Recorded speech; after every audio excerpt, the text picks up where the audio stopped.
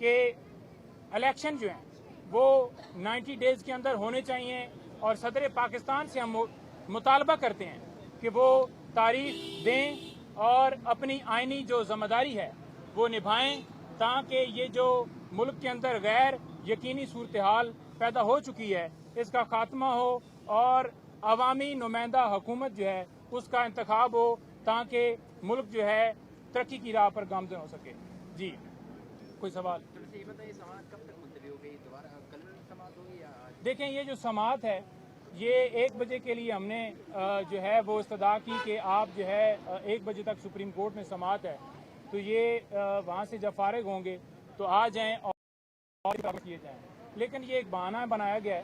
Basically آپ کو پتہ ہے کہ توشہ خانہ کیس کے اندر بھی جب اپیل ہماری اور سسپینشن ہائی کورٹ کے اندر پینڈنگ تھی، اس ٹائم کے اوپر بھی یہ کبھی یہ کہا گیا کہ پیٹ خراب ہے، کبھی یہ کہا گیا کہ تیاری نہیں ہے، اور کبھی جج صاحب جو ہیں وہ بیمار ہیں۔ آج بھی اسی طرح سے ایک بہانہ بنایا گیا ہے۔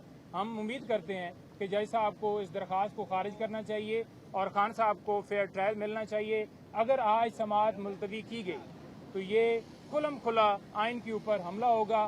فیئر ٹرائل ہر انسان کا بنیادی حق ہے جو کہ آئین پاکستان دیتا ہے، اور آج جو ہے ان کی بیل کے اوپر سماعت ہونی چاہیے تاکہ ان کو جو ہے ان کو انصاف فراہم کیا جائے۔ نعیم صاحب یہ بتائیے گا کہ عمران خان کے کیس میں خاص طور پر ڈیلنگ ٹیکٹکس کا استعمال کیوں کیا جا رہا ہے؟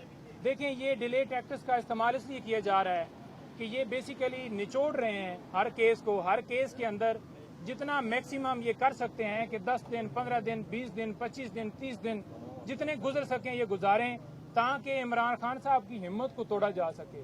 وہ یہ سمجھیں کہ میں تو کبھی بھی باہر نہیں آؤں گا، ایک جھوٹے کیس کے اندر مجھے جو ہے وہ بیل نہیں مل رہی، تو اس کا مطلب ہے کہ میں ہار مان لوں، ان کے سامنے بیعت کر لوں۔ تو ایسے یہ سارے جو ان کے وہم ہیں وہ وہم نکال دیں۔ خان صاحب نے بالکل ڈٹ کے مقابلہ کیا اور مقابلہ کر رہے ہیں اور مقابلہ کریں گے۔ کسی طرح سے ان کی جو پالیسی ہے یا جو انہوں نے پروگرام منصوبہ بنایا ہوا ہے، تمام ان کے وہم جو ہیں وہ نکال دیں گے۔